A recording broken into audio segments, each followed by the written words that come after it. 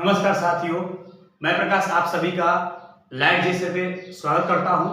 आज फिर उपस्थित हूँ आपके सामने महत्वपूर्ण संविधान संशोधन के पार्ट 2 में।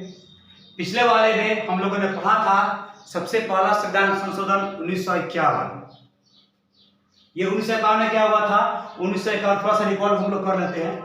और पढ़ा था 1951 का संविधान संशोधन में क्या किया गया था कि 9वीं अनुसूची को जोड़ा गया था। ठीक है, उसके बाद हम लोगों ने पढ़ा था 42वां संविधान संशोधन 1976 42वां संविधान संशोधन में ये पढ़ा था कि सबसे पहले प्रस्तावना में जो है प्रस्तावना के 3 वर्ड जोड़े गए थे।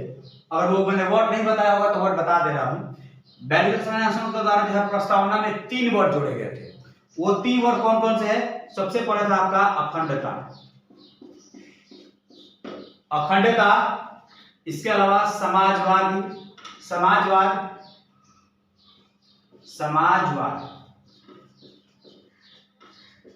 और एक है पंथ निरपेक्षता। अगर मैंने इस वीडियो में नहीं बताया होगा तो बता दे रहा हूं कि बात 42वें संविधान संशोधन द्वारा है प्रस्तावना में 3 वर्ड जोड़े गए थे। कौन कौन से वर्ड? अखंडता, समाजवाद और पंथ निरपेक्ष। अखंडता का मतलब क्या है कि भारत एक अखंड राष्ट्र है, अर्थात भारत के कोई भी टुकड़े नहीं कर सकता है। भारत जैसे मान लीजिए अभी विवाद चलता आ रहा है सिक्किम से चाइना का, तो चाइना अगर ऐसे बोल दे कि सिक्किम हमारा हो जाएगा, चाइना जो अटैक कर दे सिक्किम पे, तो ऐसा कभी भारत होने नहीं देगा। नहीं, भारत की वो संपत्ति, कश्मीर की बात आती है, हमेशा जो पाकिस्तान चलाता रहता है कश्मीर जो है हमारा है, कश्मीर है उसका लगा रहता है इमरान खान का। लेकिन भारत क्या कहता है कि कश्मीर जो है भारत का एक अभिन्न अंग है। अभिन्न मतलब जिसको आप कभी काट नहीं सकते हैं, उससे अलग नहीं कर सकते हैं। जम्मू कश्मीर जो है भारत का एक अभिन्न अंग है और यह अधिकार इससे कोई छीन नहीं सकता। अगर कोई ऐसा करता है तो भारत उस सख्त कार्रवाई करेगा। तो यही बात हो रही है अखंडता की। समाजवाद का मतलब क्या होता है कि जितने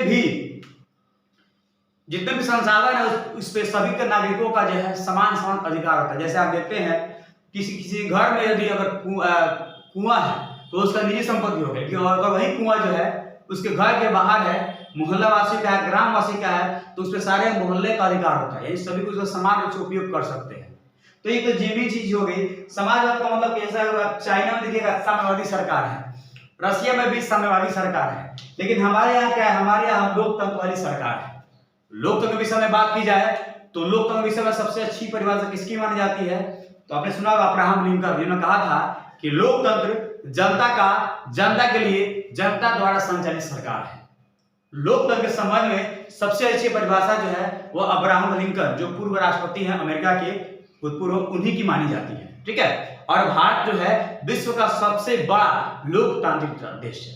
ये भी सवाल इंपोर्टेंट आपके लिए पूछेगा कि विश्व का सबसे बड़ा लोकतांत्रिक राष्ट्र कौन है, तो आपका जवाब होगा भारत।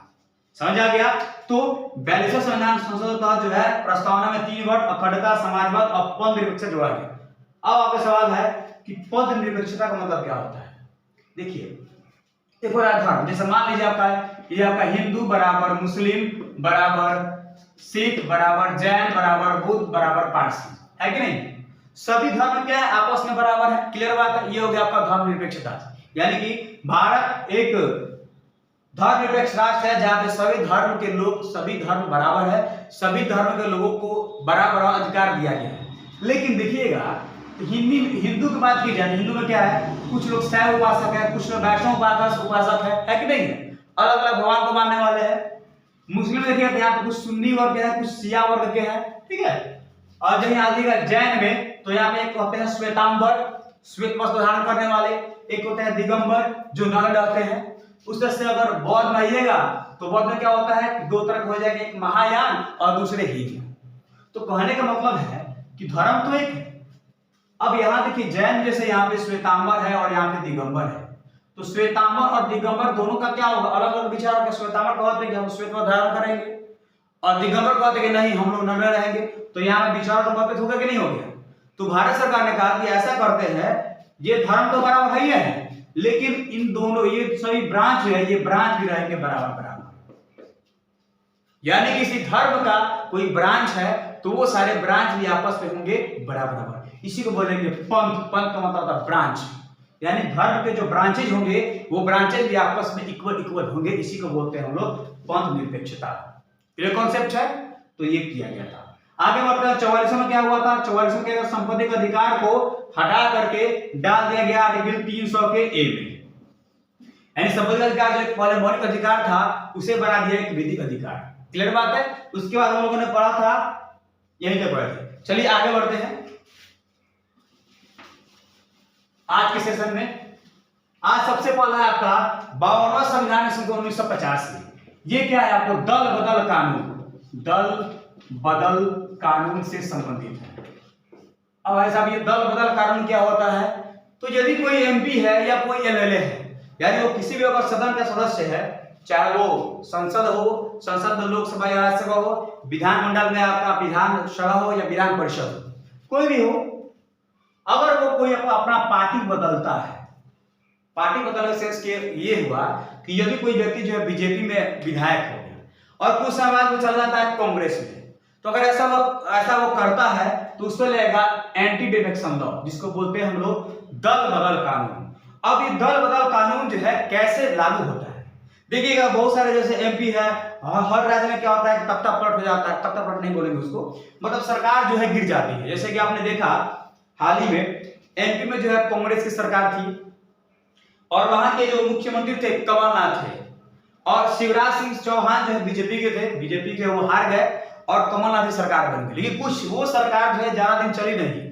क्या हुआ कि कांग्रेस के बहुत सारे विधायक जो है वो बीजेपी में शामिल हो गए, तो बीजेपी में शामिल हो गए तो उन पर लग गया एंटी डिफेक्शन लॉ, यानी दल बदल कानून उन पर लग गया। और उस दल बदल कानून लगने से क्या हुआ कि उनकी जो विधायक की सदस्यता थी वो हो गई समाप्त। अब जब समाप्त हो गई तो कमलनाथ सरकार जो है वो आ गई अल्पमत में। अल्पमत में आकर क्या हुआ, सरकार उनकी गिर गई। और जब उनकी अल्पमत में हो गई, सरकार गिर गई, तो शिवराज सिंह चौहान को बहुमत मिल गया। उन्होंने अपना बहुमत पेश किया राज्यपाल के पास, और राज्यपाल ने क्या किया कि बीजेपी को अपनी सरकार बनाने का निमंत्रण दे दिया और बीजेपी अपना सरकार आसानी से बना पड़ा। तो ऐसे बहुत सारे राज्यों में आप आसपास देखते होंगे कि ऐसे सरकारें गिरती है और कोई नई सरकारें बन जाती है। तो जो भी पार्टी के जो मेंबर होते हैं, कैसे होता है आज हम इस कंडीशन को जानेंगे। सबसे पहले कोई भी व्यक्ति पे अगर यदि कोई दल बदल कानून लागू कैसे होगा, सबसे बड़ा कंडीशन क्या है कि यदि वो कोई राजनीतिक दल है, कोई पॉलिटिकल पार्टी है, और उस पॉलिटिकल पार्टी को अगर वो स्वेच्छा से छोड़ता है, मतलब अगर मान लो बीजेपी में है, अगर वो कहता है कि नहीं हम इस बीजेपी में नहीं रहेंगे, हम कांग्रेस में जाएंगे, हम राजद में जाएंगे, हम में जाएंगे, हम आप में जाएंगे, ऐसे किसी में जाता है तो उसकी सदस्यता क्या हो जाएगी, समाप्त हो जाएगी। दूसरी बात, यदि कोई व्यक्ति है अगर पार्टी के विरोध में जाता है, मान लीजिए कि कांग्रेस के कोई नेता है, कांग्रेस का कोई एमपी है, एमएलए है, और वो पार्टी के विरोध में जाता है, तो पार्टी क्या करती है, उसे कर देती है निष्कासित, यानी उसे पद से हटा देती है। तीसरा बात क्या कहता है, यदि कोई मनोनीत होता है, मनोनीत करने का सेंस क्या हुआ कि जैसे कि आपको सुनेंगे कि राज्यसभा में जो है, राज्यसभा के जो टोटल मेंबर है वो है 250, और 250 में क्या है, 12 जो है वो होते हैं राष्ट्रपति के द्वारा मनोनीत, और बाकी जो 238 है उनपे होता है इलेक्शन। क्लियर है? यानी कि राज्यसभा में टोटल सीट की संख्या कितनी है, 250। इस 250 में क्या होता है, 12 जो व्यक्ति हैं वो राष्ट्रपति द्वारा किए जाते हैं मनोनीत। क्या किया जाता है, मनोनीत, जिसको बोलते हैं नॉमिनेट। ये नॉमिनेट किए जाते हैं, और 238 में जो है वो चुनाव होता है। क्लियर बात है? एक कार्यकाल 6 साल का होता है, और ये राज्यसभा जो है संसद का उच्च सदन है, और लोकसभा संसद का निम्न सदन है। राज्यसभा जो है यह अस्थायी सदन है, जबकि लोकसभा जो है वो अस्थायी सदन है, क्योंकि लोकसभा कभी भंग हो सकती है। क्लियर बात है? चलिए मैं इस पे कभी अलग से वीडियो बना दूंगा, ठीक है। तो ये जो 12 जो मनोनीत होते हैं, मान लीजिए मनोनीत हो गए, क्लियर बात है, और मनोनीत जो है होने के बाद, अब मान लीजिए कि मनोनीत हो गए, सरकार ने इनको भेज दिया सदन में जाइए, आप अपनी बात को रखिए, सदन में कोई प्रश्न कीजिए, अपने क्षेत्र का मुद्दा उठाइए, ऐसा हो गया। लेकिन अगर 6 माह बाद इनका मन बदल गया, 6 माह बाद ये बोल के नहीं हम जा रहे हैं बीजेपी ज्वाइन करने, 6 माह बाद मन आगे नहीं हम जा रहे हैं कांग्रेस ज्वाइन करने, तो अगर ये ऐसा करते हैं, अगर किसी पार्टी को, चाहे वो बीजेपी हो, कांग्रेस हो, हम हो, आप हो, राजद हो, बहुत सारी पॉलिटिकल पार्टी है, और किसी पॉलिटिकल पार्टी को ज्वाइन करते हैं तो इन पर लागू होगा क्या, दल बदल कानून। और इनकी राय सदस्यता है वो हो जाएगी समाप्त। क्लियर कॉन्सेप्ट है। अगर और बात करें तो क्या थी, अगर मान लीजिए निर्दलीय हो रहे, कोई व्यक्ति है, कोई एमएलए है, कोई एमपी है, वो निर्दलीय जीत रहा है, यानी वो किसी भी पार्टी से चुनाव नहीं लड़ रहा, वह खुद चुनाव लड़ रहा है, यानी अपनी सेल्फ, जिसको बोलते हो इंडिपेंडेंट, निर्दलीय।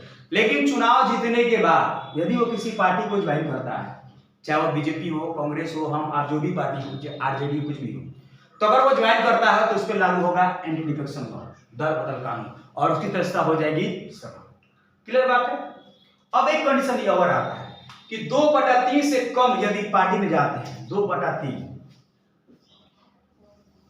यानी कि मान लीजिए 2/3 जो है कोई पार्टी है और उस पार्टी के 2/3 2/3 जो है सदस्य जो है किसी पार्टी में जाते हैं, तो उसे 2/3 से कम यदि दो पार्टी जाते हैं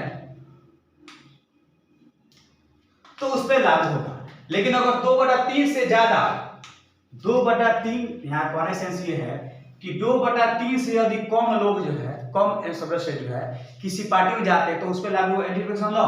लेकिन 2/3 से ज्यादा अगर जाते हैं, कहने का सेंस क्या हुआ, 2/3 के बाद मान लेकर 18 मेंबर है, तो 18 का 2/3 कितना हुआ, 3 6 18, यानी 12।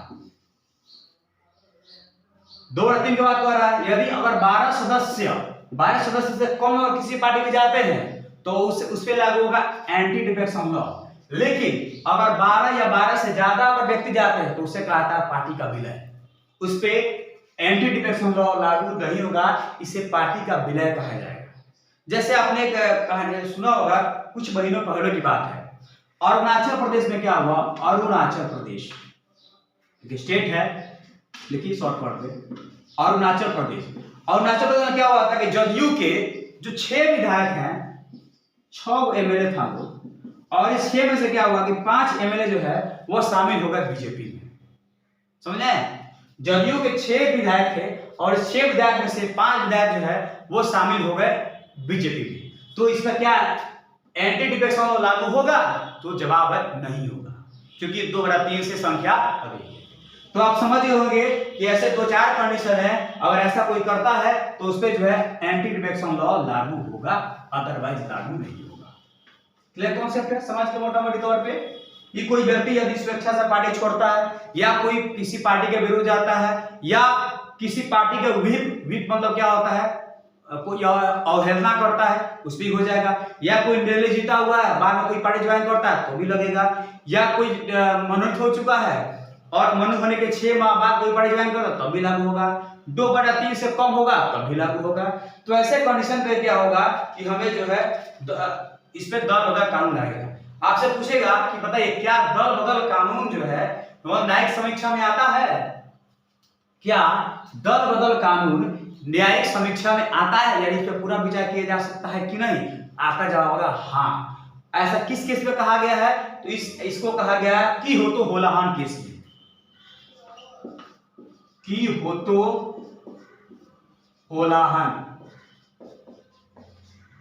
तो होलाहान केस 1992 में ऐसा कहा गया है कि दल बदल कानून जो है वो न्यायिक समीक्षा के दायरे में आए।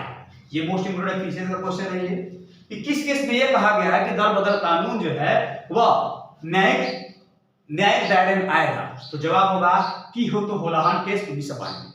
तो हम लोग ये समझ गए। चलिए आगे बढ़ते हैं। 61वां संविधान संशोधन 1989, 61वां संविधान संशोधन के द्वारा जो है मतदाता की जो उम्र है वो 21 वर्ष से घटा करके कर दी गई 18 वर्ष। ठीक है, 21 वर्ष हटा कितना कर दी गई, 18 वर्ष। पहले उम्र कितनी थी, 21 वर्ष, और कितनी हो गई, 18 वर्ष। इससे क्या फायदा हुआ, ये लिखते हैं, मतदान करने की उम्र, मतदान करने की उम्र ये क्या कर दी गई, 21 वर्ष से घटा कर दी गई 18 वर्ष। यानी जो व्यक्ति पहले 21 वर्ष के होते थे केवल वही वोटिंग कर सकते थे, लेकिन अब क्या है कि 61वां संविधान संशोधन 1989 के द्वारा जो है 21 वर्ष से घटा कर दी गई 18 वर्ष। यानी कि अब कोई व्यक्ति 18 वर्ष हो जाएगा तो उसे भी वोट देने का अधिकार होगा। ये कॉन्सेप्ट है। आपसे पूछेगा वोटर्स डे कब मनाया जाता है? वोटर्स डे आपका जवाब होगा 25 जनवरी को मनाया जाता है। 25 जनवरी को जो है वोटर्स डे मनाया जाता है। कुछ और देख लीजिए, 25 के अगर पहले आइएगा 23 जनवरी को मनाया जाता है राष्ट्रीय बालिका दिवस, सॉरी पराक्रम दिवस। पराक्रम किसके अवसर पे? तो आपका जवाब होगा सुभाष चंद्र बोस। सुभाष चंद्र बोस जयंती के शुभ अवसर पे मनाया जाता है पराक्रम दिवस। उसके बाद आइएगा 24 जनवरी को, तो 24 जनवरी को आपका राष्ट्रीय बालिका दिवस मनाया जाता है। आपका एक जीएस का क्वेश्चन भी होगा कि किस लड़की को, किस बालिका को बालिका दिवस के अवसर पर एक दिन का सीएम बनाया गया था? आपका जवाब होगा सृष्टि गोस्वामी। और इस सृष्टि गोस्वामी जो है उत्तराखंड की लड़की थी जिसे एक दिन का सीएम बनाया गया। कहां पे? उत्तराखंड में बनाया गया। ठीक है, अगर आइएगा तो 26 में क्या होता है? 26 जनवरी हो जाएगा। किसको क्या होता है? शहीद दिवस, महात्मा गांधी की पुण्यतिथि है, उस दिन मनाया जाता है। चलिए ये तो बात की बात है, आगे बढ़ते हैं। ये समझ गए आप लोग। 61 संविधान संशोधन 1989 में क्या किया गया? मतदान करने की उम्र है, यानी मतदाता की जो उम्र है वो 21 वर्ष से घटा कर दी गई 18 वर्ष। ठीक है, आगे बढ़ते हैं। 69वां संविधान संशोधन 1991, इसमें क्या किया गया था? इसमें किया गया था कि दिल्ली को राष्ट्रीय राजधानी घोषित किया गया। दिल्ली को राष्ट्रीय राजधानी घोषित किया गया। राष्ट्रीय राजधानी, ठीक है। 69वां संविधान संशोधन 1991 के द्वारा जो है दिल्ली को राष्ट्रीय राजधानी घोषित किया गया। ठीक है, और इसे एनसीआर एनसीआर का मतलब क्या होता है? National capital range. क्या होता है? नेशनल कैपिटल रेंज, यानी कि इसके इर्द गिर्द जितने गुरुग्राम है, जितने भी एरिया है वो सारे जो है इस राष्ट्रीय राजधानी के क्षेत्र के अंतर्गत आएंगे। इसलिए देखिएगा इसका काफी ज्यादा डेवलप हुआ है। ठीक है, इसी को बोलेंगे एनसीआर। चलिए लास्ट आते हैं, ये 71वां संविधान संशोधन 1992। इसके द्वारा क्या किया गया था कि 8वीं अनुसूची में जो है 8वीं अनुसूची में जो है